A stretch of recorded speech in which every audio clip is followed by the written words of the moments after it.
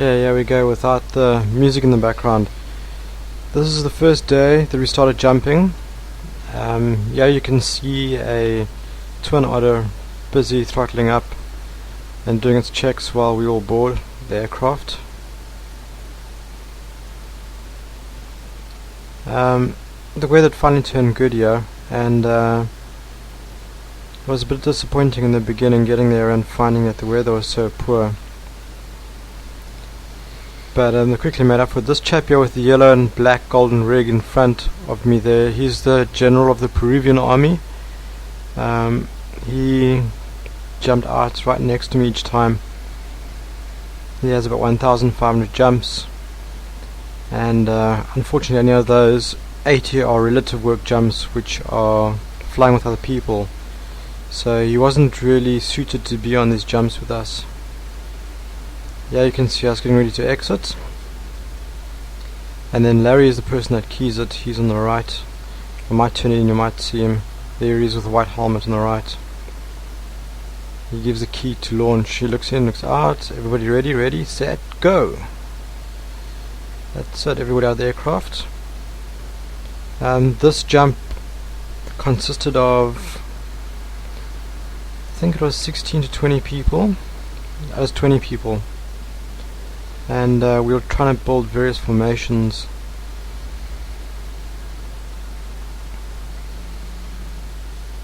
This is me ducking on Larry's arm.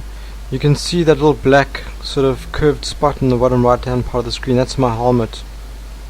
And whenever you see that, you know I'm taking the footage there. Larry just gave a key. That big nod with his head means you move to the next stage of the skydive. If you manage to freeze your DVD player, you'll probably see the altitude on my altimeter on the left hand side of the screen as well. My head turning all the time, that's me checking my altimeter and just looking around me. Yeah, we did a donut. This is at about 3,500 feet, and then we tracked off. That was just to give people that are around the formation time to get away. Nice opening.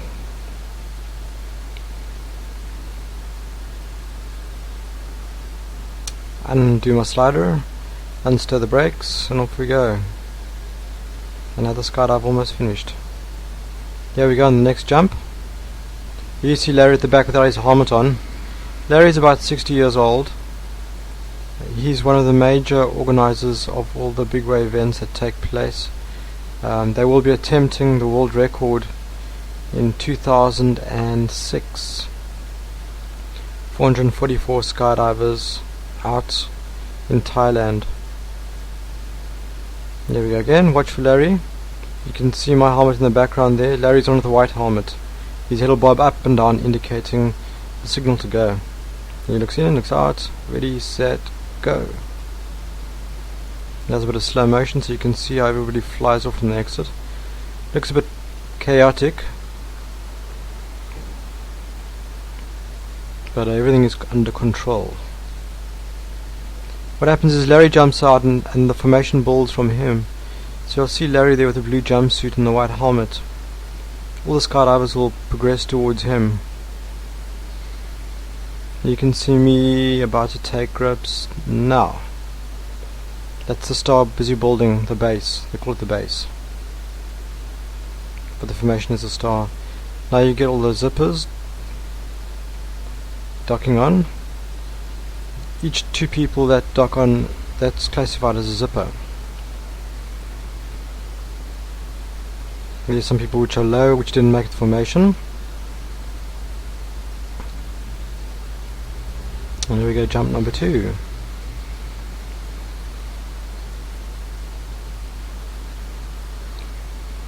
It's one of the warning signs at Perris in California.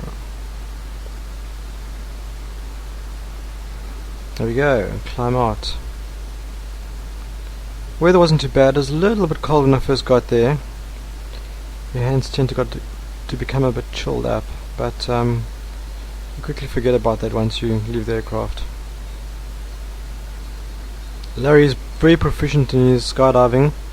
He thoroughly debriefs you, and his day job is not skydiving. It's lecturing Christianity at one of the universities I think in Texas. He's a Texan.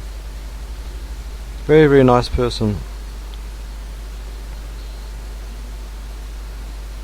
This is me looking around rather wildly to see if everybody's making it in. This chap on my left, he comes from Alaska. Docked onto me there, and I think he was a bit of a novice, but he held his ground and he did what he needed to do.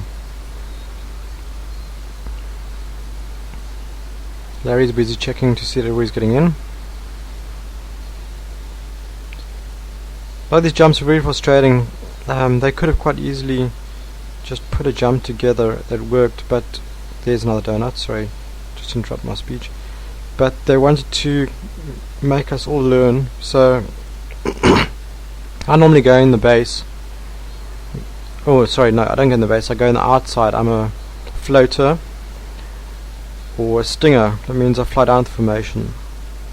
But yeah, they put me in the base because they want you to learn every single position there is. And this is a training camp. There we go, you can see me out the door with the green grips on my arm.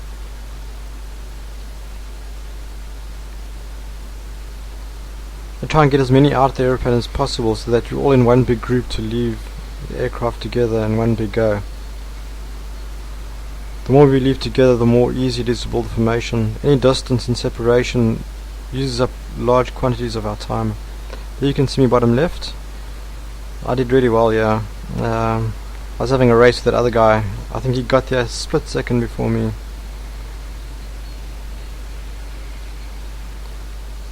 Going fast is good, but going too fast means that if you fly too hard and you bump someone, you can basically destabilize the whole formation, and that means you could waste easily 20 seconds, 30 seconds, and after that happens, there's no point in building these formations anymore.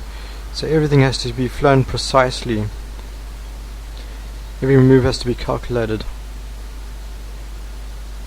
You're basically working on a 2-second time frame that you have to be where you need to be. If you don't, the rest of the formation can't build and things just don't happen.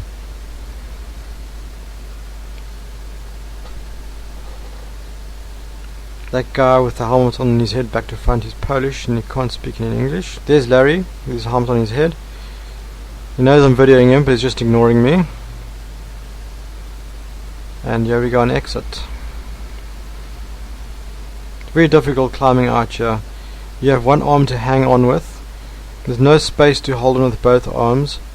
It's a bit nerve-wracking because you've got your arm just going through a pile of bodies, and it feels like if anything going to go wrong, your arm's going to just get sort of like torn to shreds in the whole thing. You can see it's me videoing again.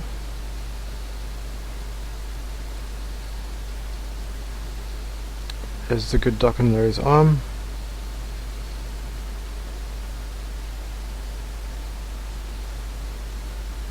There we go, the key. That means all the zippers must now dock onto everyone's legs.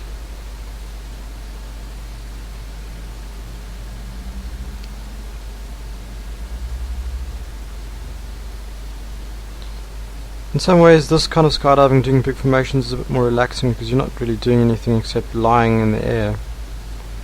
But there are a lot of areas where it needs to be made safe, and people need to know how to track. Tracking is when you leave the formation, like now.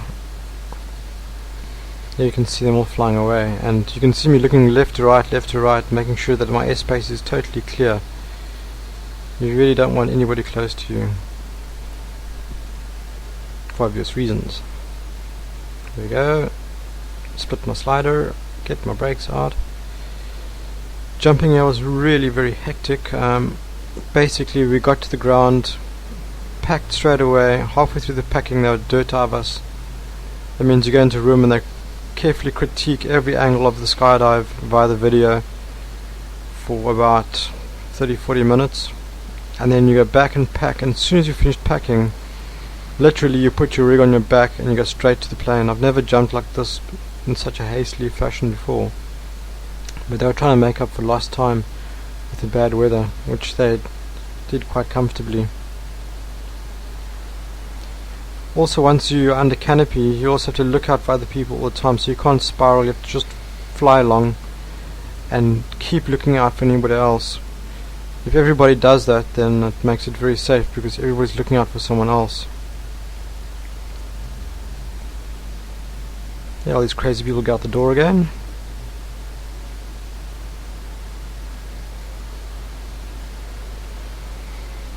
Waiting for Larry's count. Again, look out, ready, set, go. Nice slow-mo shot. You can see me arching my arms and legs all wide apart. That makes you very stable. And then as you pick up to terminal velocity, you bring your arms and your legs all back in again. And back to normal speed again. There we go, just docked on Larry's arm.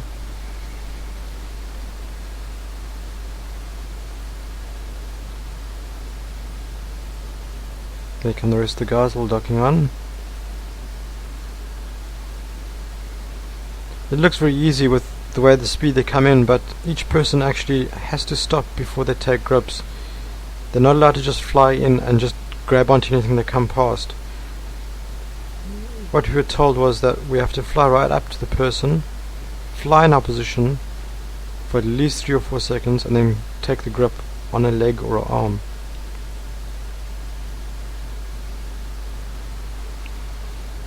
There we go, you can see the people getting out of the aircraft. On this shot I'm diving. Basically I lean right out the door and I just put my weight against their bodies. You can see my right arm just leaning against them, and then as they go I just fall out. You can't really look up here or look around, there's absolutely just zero space. There we go. Larry right in front of me. Now I'm just moving around to the back of the formation where my position is. You're not allowed to take grips until the base or the star has been built. Once it's been built, Larry will nod like he just did there, and then you can fly in and take your grips.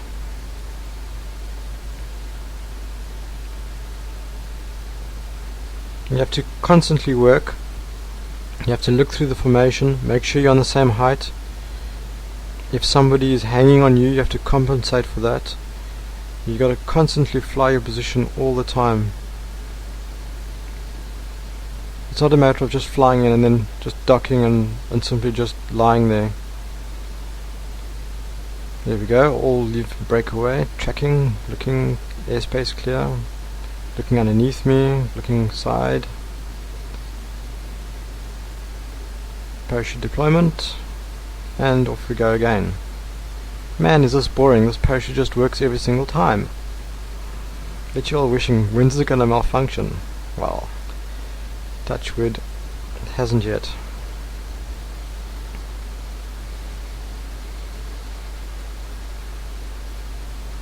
Here we go, all climbing and exiting again, exit, exit, exit, exit.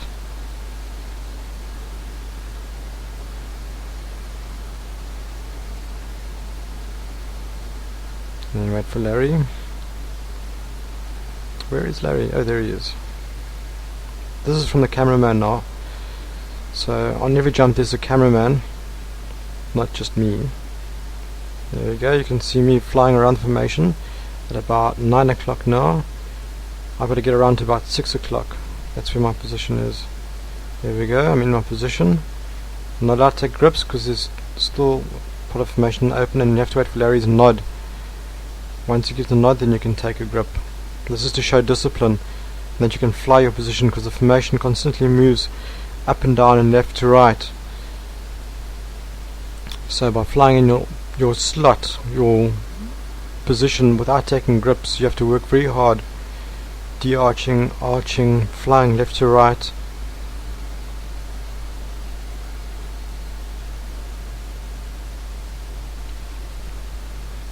When they kick the legs, I see that's the first time you see that. That means it's time to go. Somebody's notes on the altimeter that the altitude is wave off time. Wave off time is 5,000 foot, and then everybody tracks off.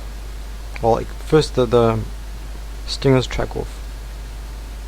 There you can see this guy just went past an eagle in the air. I don't know where that bird came from.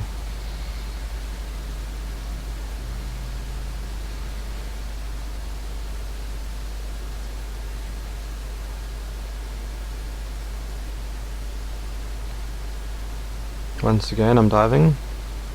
I'm taking a grip on Larry's lead vest there, which is, I shouldn't be doing that. Ready, set, go. Here you can see a nasty little smudge.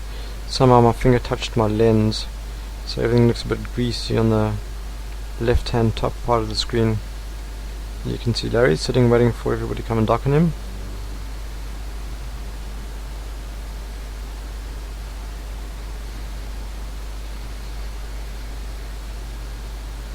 This formation looks a bit chaotic, nothing much happening.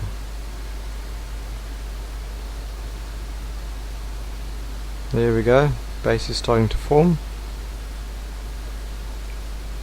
I'm going to take a grip.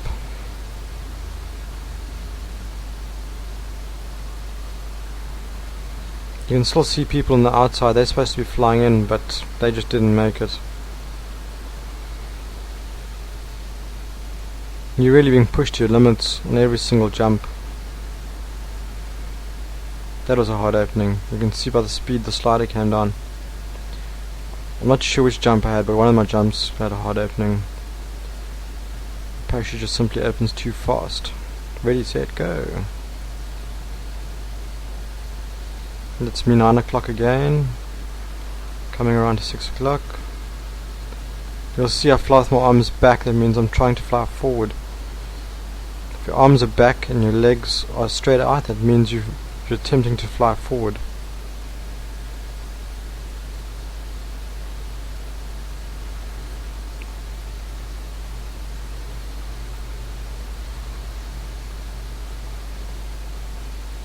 You can see me waiting to dock at about 2 o'clock, 3 o'clock. A lot of people converging at once and taking up grips. All these people have in excess of 500 jumps. To make it really work properly, you need probably in the region of 1,000 to 2,000 jumps upwards.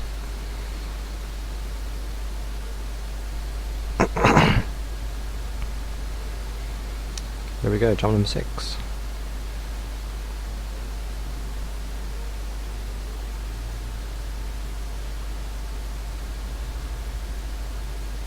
Busy waiting for the spot to appear. We have to be directly ahead over the drop zone before we climb out. That's all specially timed. If you get out the wrong place, then you'll end up in the town and in fields and muddy places. It really gets not unsafe, but just uncomfortable. You'll see later on I land outside the drop zone. Watch Larry nod. I don't know if you'll see it. Ready, set, go. There we go.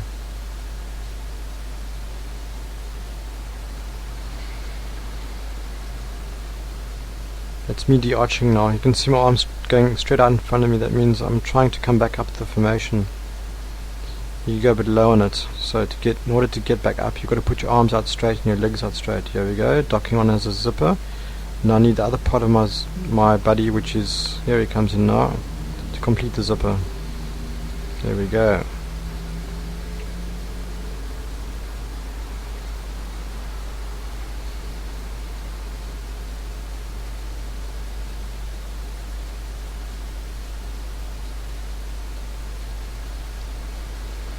There's somebody just fell out the bottom of the formation. You can see him drifting off. Dangerous if somebody's below the formation because they create sort of a no air area where people can just start falling down, and they call it a funnel. Everybody just falls down that funnel together in one big go, and you have 20 people all doing this in one go at 3,500 feet. Can be very dangerous because everybody speeds up, all falling down the same funnel. There we go, back under canopy again.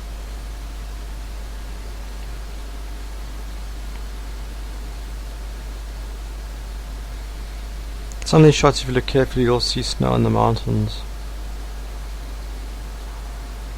I was trying to look around and show a bit of the view, but also constantly trying to be aware of anybody else that could be flying next to me.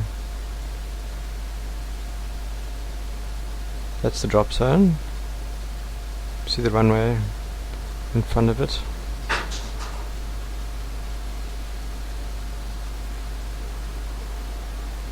The area I attempted to always land in was, you can see the top right hand part of the corner of the screen now. There's a triangular green piece. There's a little dam just directly in front of it, and then there's a road, dirt road next to the runway. I try to land on that dirt road most of the time. It's good fun landing there. We had to always land in the same direction. Before we jumped, Kate would come out and she'd say, "Which direction are we landing in?" And then everybody would shout, "That way!" And everybody would point in the same direction. And if the wind changes direction, which way are we going to land in? And they all shout together again, "That way!" And if we can't get back to the drop zone, which way are we going to land? And then everybody shouts, "That way!" It's imperative that everybody lands in the same direction with such large amounts of canopies in the sky. If you have canopies flying in different directions, it's just the start for an accident. Like coming quite fast on this gravel road here, and then ski with my tackies is good fun. You can see the speed I'm coming in at. And you just touch your feet down, you just ski along and slide. It's quite an art to get it going.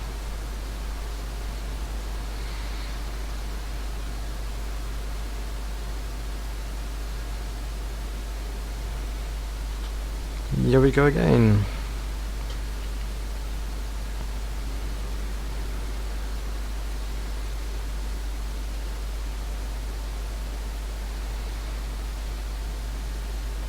I made 1 or 2 friends. The Americans are generally very, very friendly and very helpful. I'd say more friendly than the British.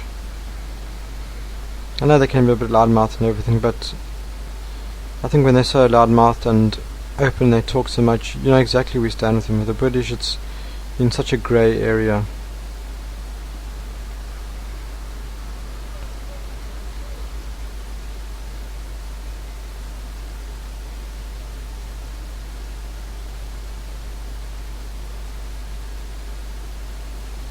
There we go, that looks pretty good. Just wanted 2 more people to come in, but not going to make it. That guy at 12 o'clock, oh, he did. Well done. Oh, see, that was the wrong thing to do. He just came flying in too fast and tried to take grips. He miscalculated it. But he did the right thing and not hang around under the formation. This is the cameraman. This is what you call a 360-degree hook turn now. Very dangerous, quick way to die. He's busy spiraling straight towards the ground, and at the right moment he just pulls out of it and does a long sweep along the ground. These guys live there at the drop zone, and they jump 365 days a year, come rain or shine.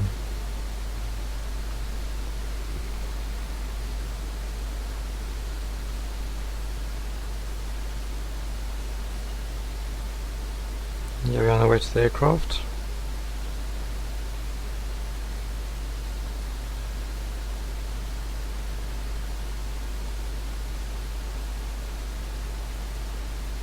That chap in front of me with the blonde hair, he took most of the pictures that you'll see on my DVD towards the end. In the picture compilation part. That was a Japanese lady that came from Japan to take part in the training event. Are we there yet? Are we there yet? Are we there yet? Are we there yet? It's probably going through their minds all the time.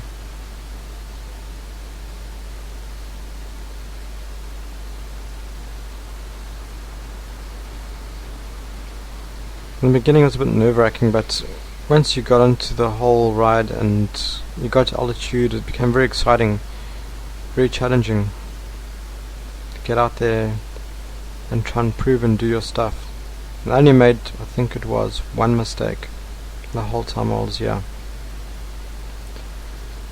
It wasn't, yes, well, it was my mistake. I took a leg grip instead of a grip on the hand, and only for a second. That is on the 70 waves, which we'll see a bit later.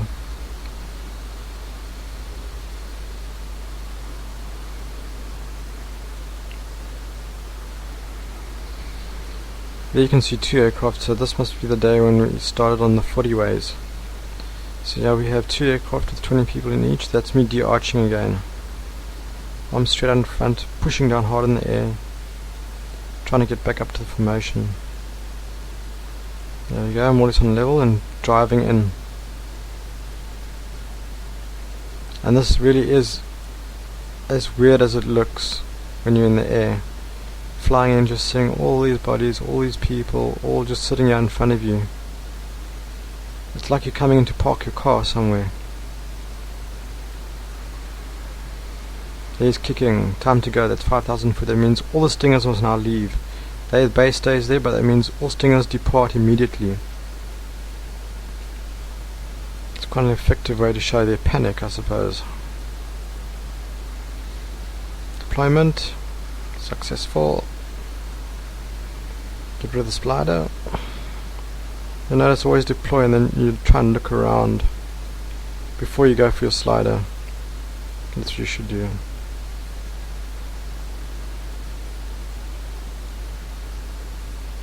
This is from the cameraman's perspective.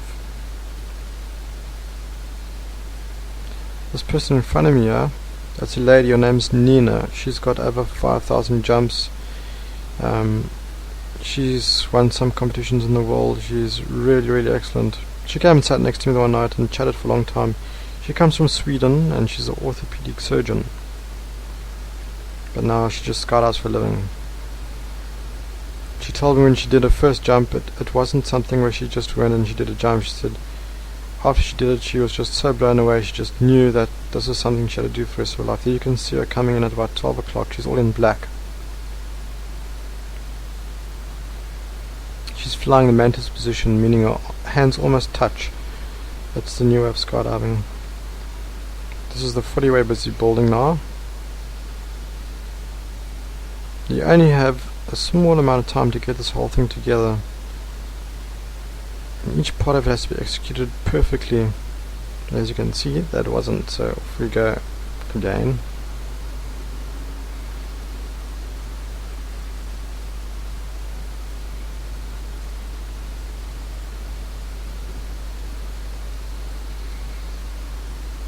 These aircraft don't get turned off, by the way. They stay on all day long. They do what they call hot fuel them.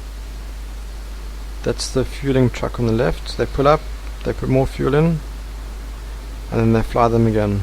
Each time you turn them off, it's called a cycle, and that decreases the engine life. So the longer they keep them on, the longer they can fly. These crazy people. This guy is in his 70s. This guy was totally bats. He just says, well, I came here last year and I came to the Big Way camp and I'm back now to use up some more of my Medicare money. I haven't managed to finish jumping it out yet, so I'm back here to do some more of that. And I would just laugh at him. Living the dream. Ready, set, go.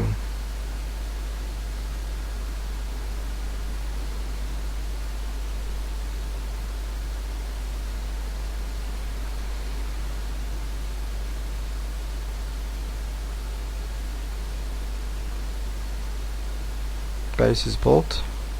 People are coming into dock. And this chap on the green, he docks, then I have to dock on him. But I'm allowed to dock on his leg before he takes his grip. And he's waiting for that signal, and I just received it. Now I can take the grip. If you do it the other way around, what happens is if we build the piece between us, it's almost impossible to move the both of us into the formation at the same time. There we go, kicking 5,000 foot. Time to go.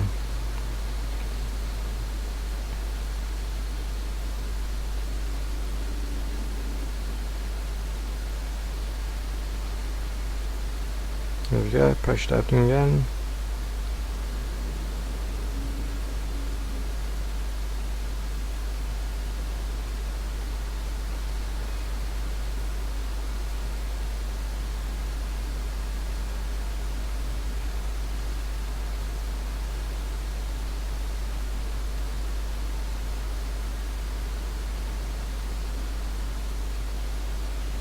You can probably hear the traffic outside. Please ignore that.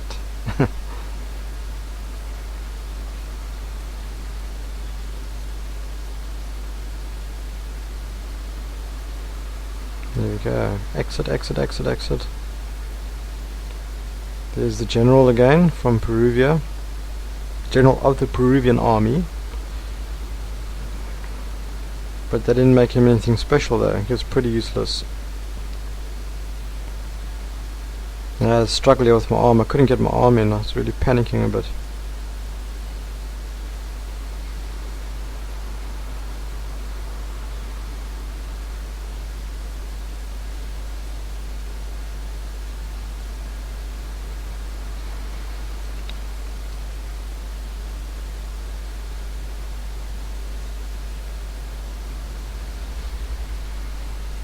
On this formation here, I'm not too sure who the organizers are. I think Larry's in there. Yes, he is. That's him in the blue.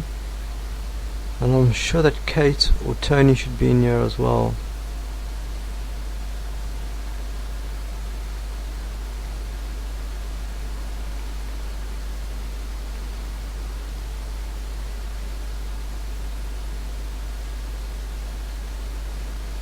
Time to go again.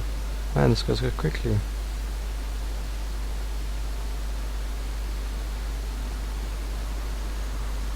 You can see from tracking off how quickly you cover distance, and that's just all achieved by body position.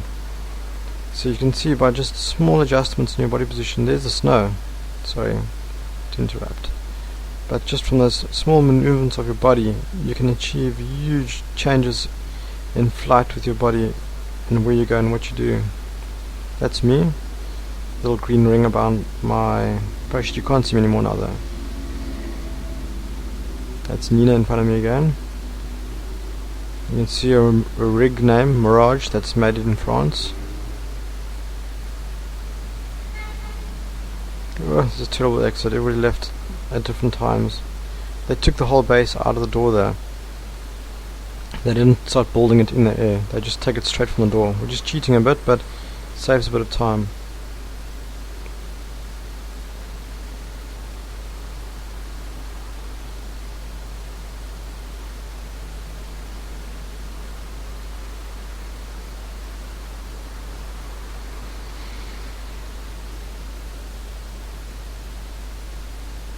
Not much to say about this jump. You can just watch the people building. At the moment I can't really see this on a full screen, but if I did I could give some more commentary. It's very difficult to see on the small screen that I have here. There's somebody on the bottom. 5 o'clock just fell out of the screen.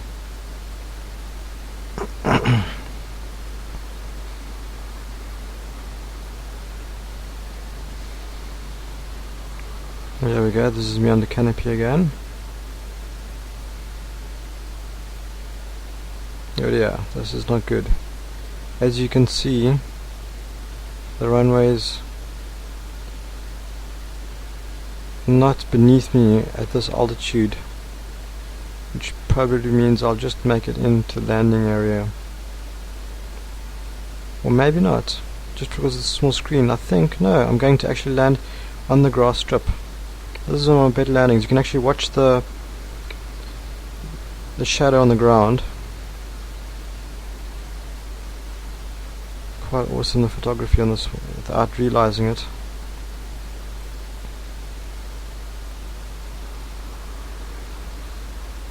You can clearly see my name of my canopy, Pintail.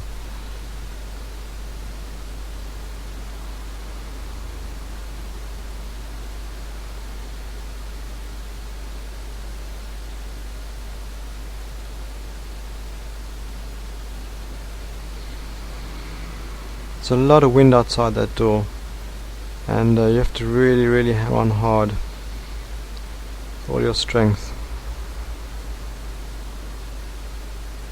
There we go. 2 aircraft again.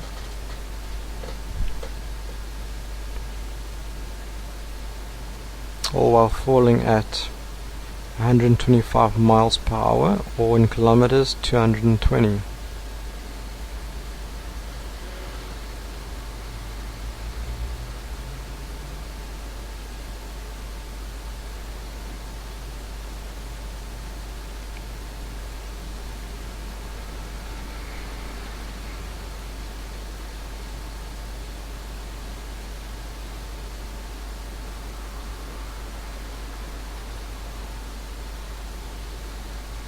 That's a kick again.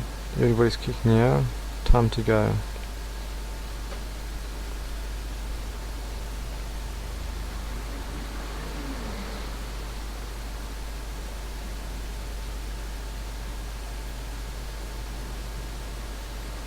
Deployment once again.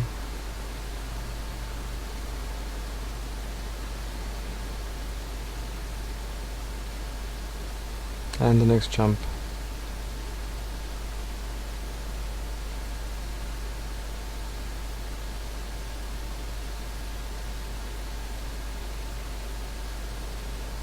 I plan to go back in May possibly to do this again. It'll be great fun. Really enjoyed it. I hope the weather's better. It should be, because May would be more in summer. Hopefully this time I won't have to stay in a hotel and I can camp.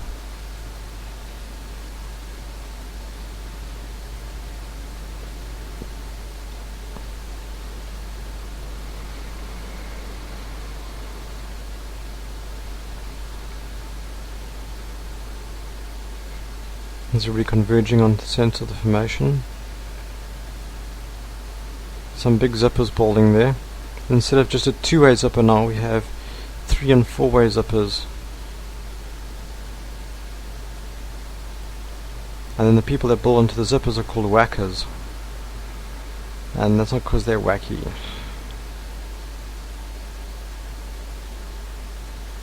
There's a lot of control going on here with you can see on my altimeter what altitude we're at. That's 14,000 feet. Or maybe 13, I think.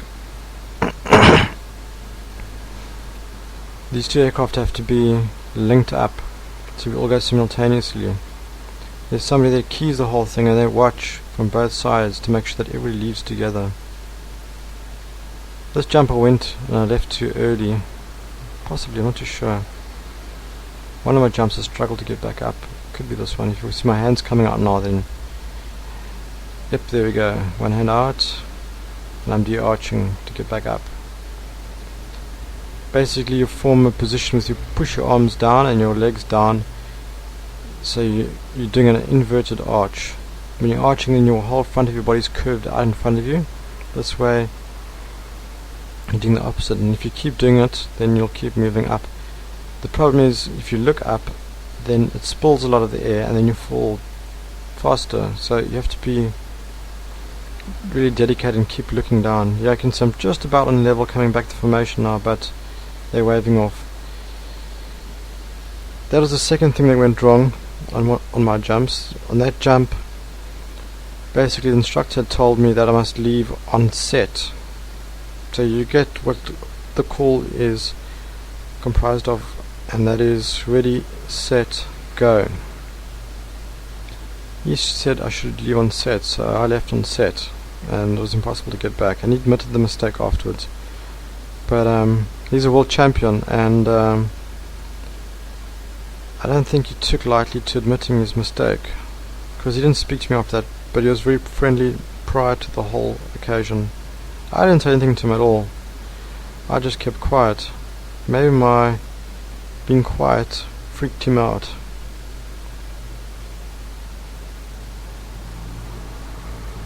There we go, next jump. I think from here on I'm going to start leading up to the 70 ways, or attempted 70 ways.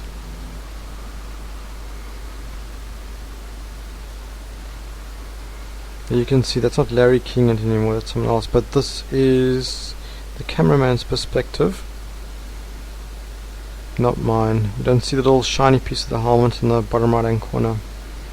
That's the easy way to determine whether it's myself that's videoing or the cameraman.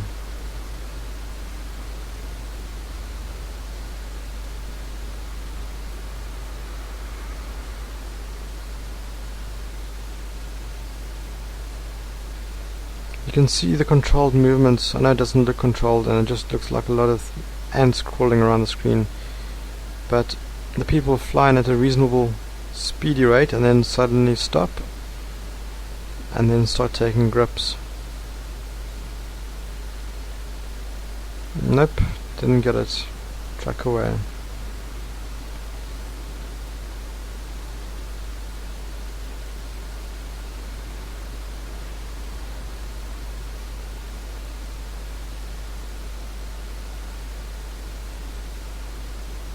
Yes, the chap that we're jumping with now, and he's the one that told me to go on set. His name is Dan, and his nickname is BC. He's got some unpronounceable surname.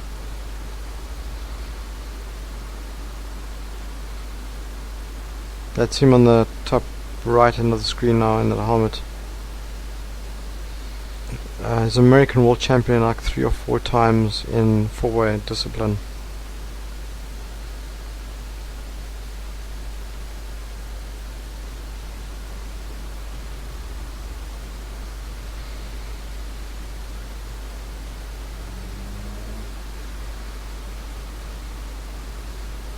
Here's Mr. Alaska, top left. Ready, set, go.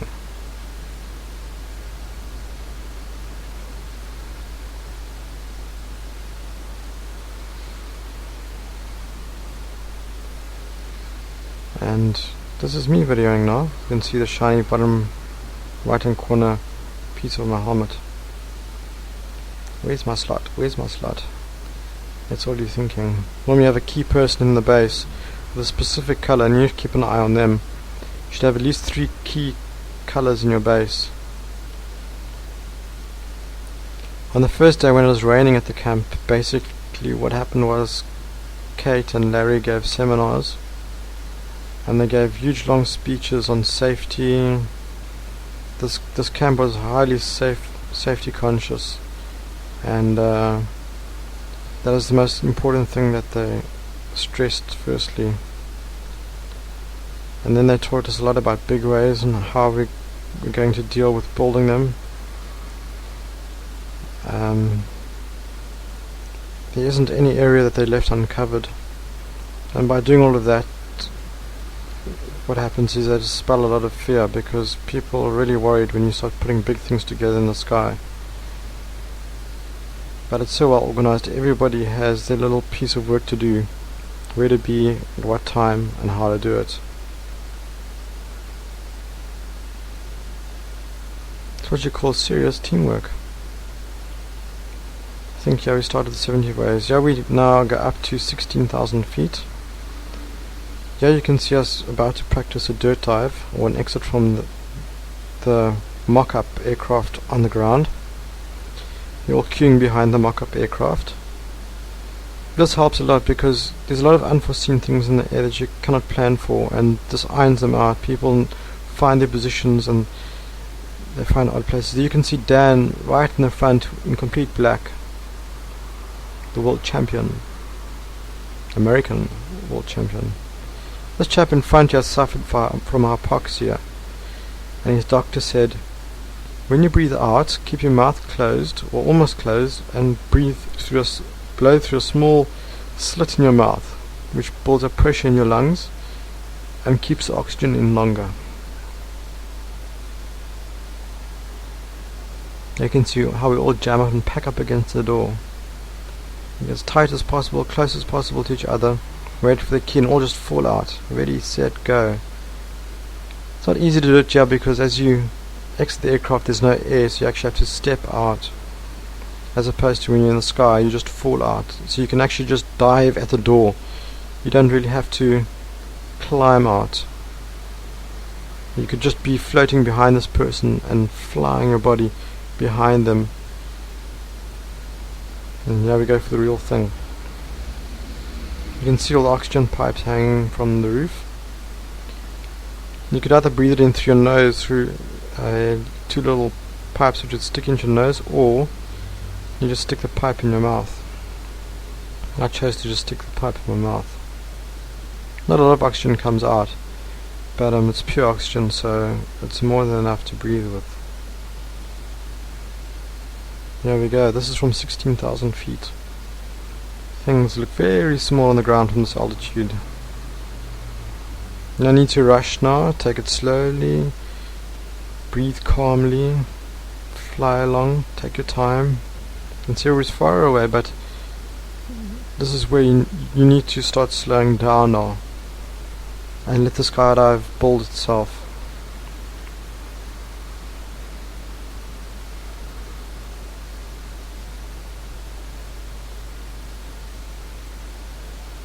You can see everybody's getting close to positions, but not close enough. base has been built, but sorry, no can do, time to leave.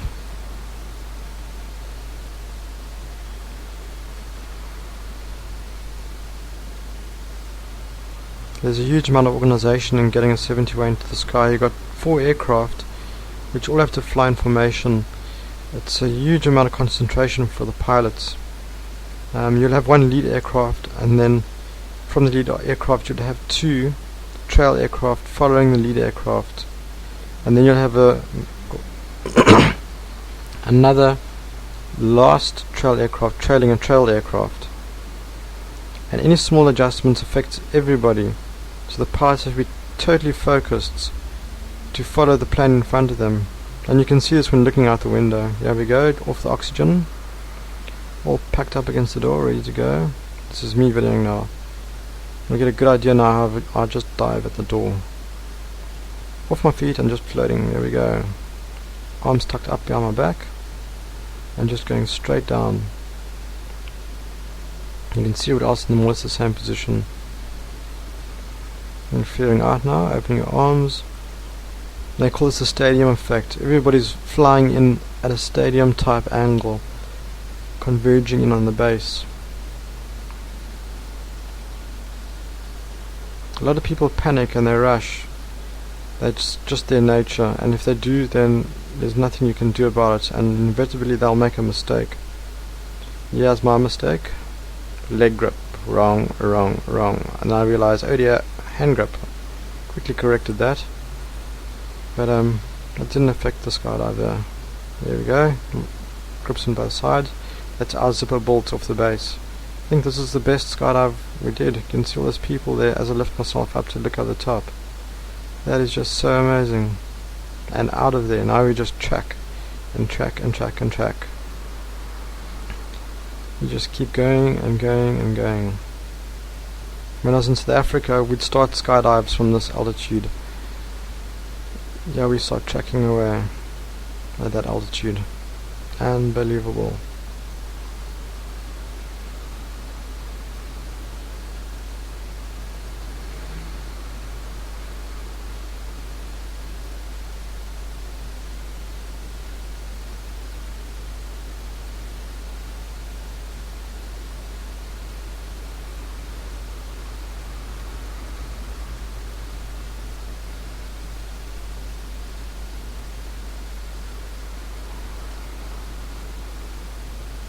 I think on this jump I possibly, yes I did, you'll see now.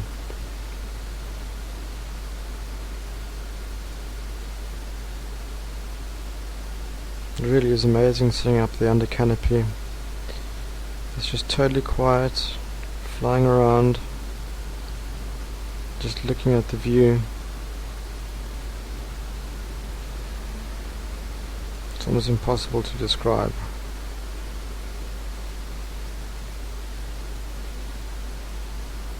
As I think you will notice now that there is no drop zone in view. There's somebody else in front of me on a canopy. There's no runway. The easy way to identify the runway, it's a road that sort of stops in the middle of nowhere. With no roads attaching to it, and you know that's a runway.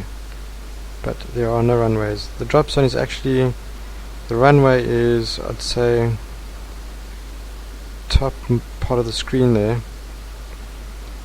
And it's running parallel to the top of the screen, right at the top, just as where the sky meets the horizon. I'm now going to land out. This is very scary coming in here, because you're eating up ground distance, so you can't fly straight towards the end. You have to sashay and zigzag the whole time. And I was landing downwind, so you can see the speed of the ground, but all on my feet.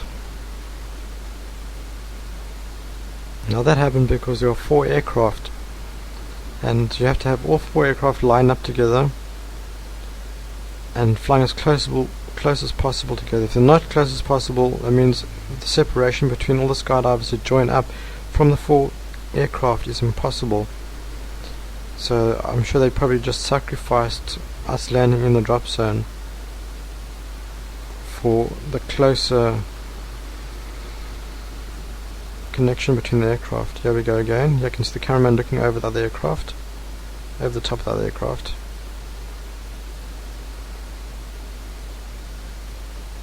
Exit, exit, exit, exit.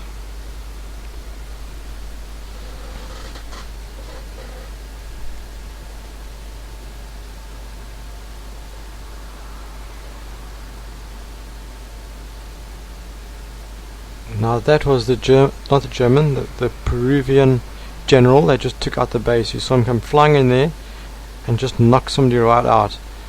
Luckily the person was in control and stayed in the base. Now you saw him do it once, he's going to come and do it again.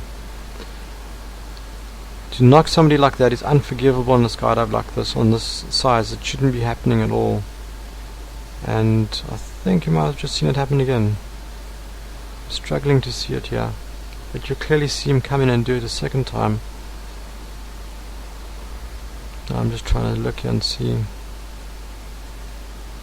Nope, I couldn't see the second time. But if you look back and watch it, you'll see him do it a second time.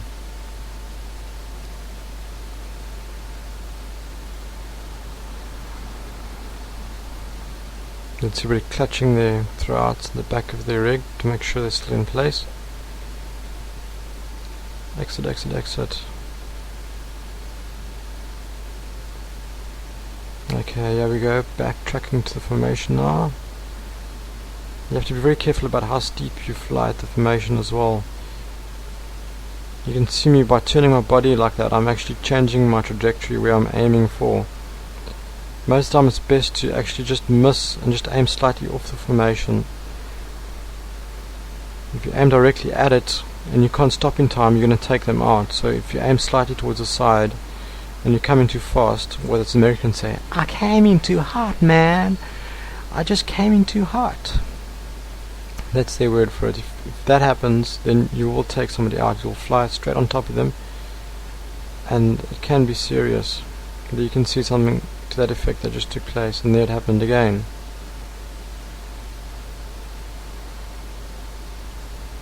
Checking altitude, nothing's building there, there's just loads of people, and that's not nice when it's also spread out, because when you track away you can't find everybody.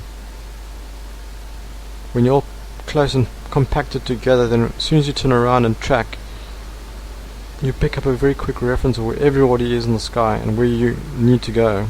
But if they're all scattered, you're just flying into more scattered people, so you just have to track further and further.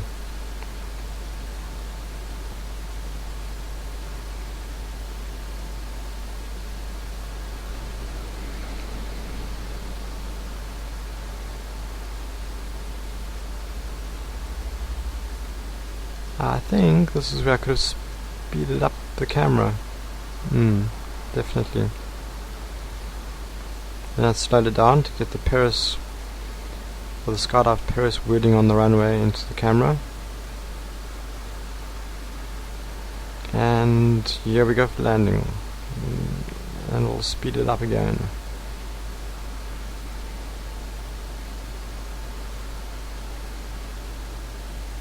That's some great landings. Yeehaw! Touchdown. Number 16.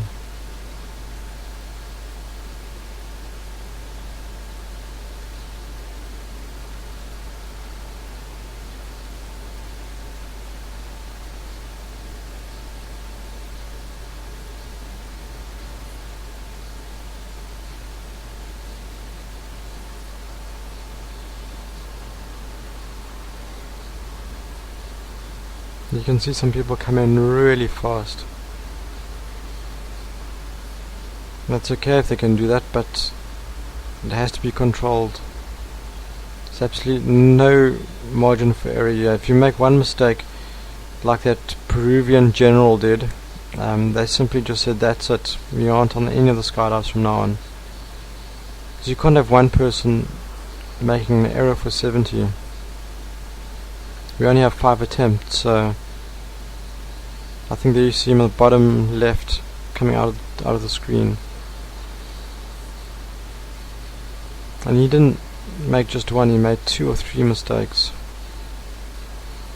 In my opinion, I have no idea how he got onto this training camp. He shouldn't have been there.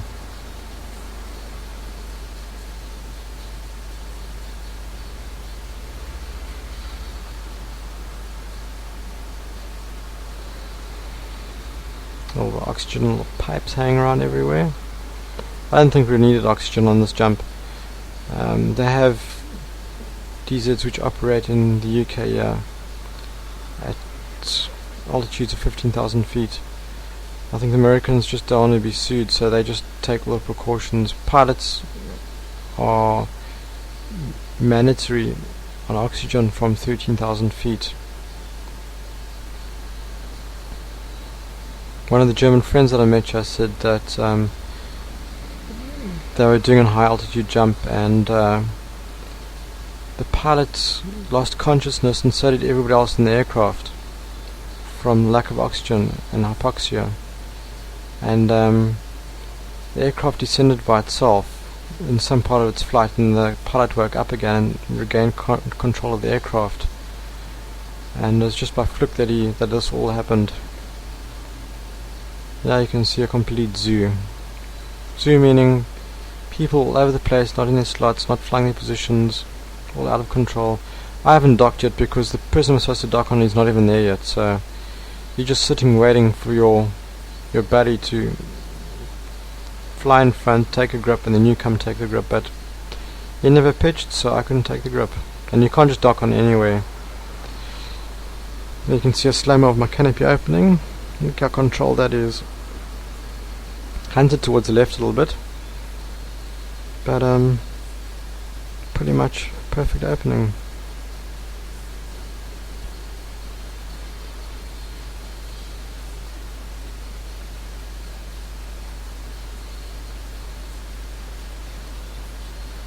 The Americans are really nuts about their suing. They just want to sue everybody. And I picked this up because when I had to go sign in to be able to jump, I'll finish the story now. Yeah, you can see me coming into land on the hangar area in between the water. Nice soft spot to land, and you can see the aircraft coming into land as well straight after that. As I said, the Americans are rather crazy about suing one another, and when you come to Paris and you request to jump, you have to go through a process and manifest. Normally that entails first of all having your gear checked out, making sure that all your gear is up to date, your reserves packed, your Cyprus is in date. Then they have to check your licensing and your logbooks, and if they're happy with that, then they go to the next step where they make you sign lots of paperwork, and basically you're signing your life away, indicating that you cannot hold them responsible for anything that could happen to you. Then after signing all this paperwork, they then stick a video camera in your face and they video you stating and completing words and sentences stating the same effect.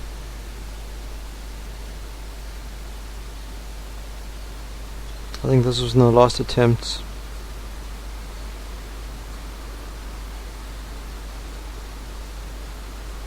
This is an actual extra add-in jump. We had to pay separately for this one. The whole training camp was a total of $500, which I think was a bargain, having these world champions teach us. They are the current world record holders, and they're going to break their record again coming next year, February 2006. Out of 10 C-130s. C-130 takes roughly 100 people. Between 80 and 100. If this is what just 70 looks like, I cannot imagine what 500 to 400 people in the air is going to look like.